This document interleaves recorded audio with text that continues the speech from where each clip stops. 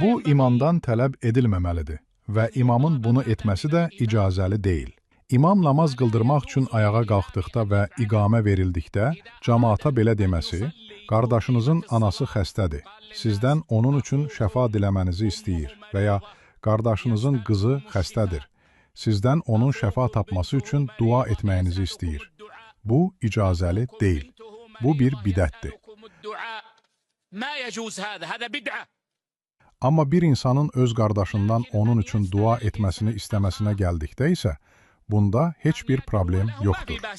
Bir adam haqqında xeyir ümid etdiyi qardaşına gəlib deyərsə ki, ey qardaşım, qızım xəstədir, Allaha onun şəfa tapması üçün dua et.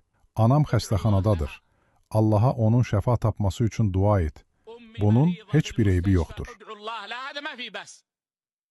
Amma insanın imamdan istəməsi ki, cəmaatdan dua istəsin, İstər bu namazdan əvvəl olsun, istər sonra, bu bir bidətdir. Nə icazəlidir, nə də şəriətdə bunun bir əsası vardır.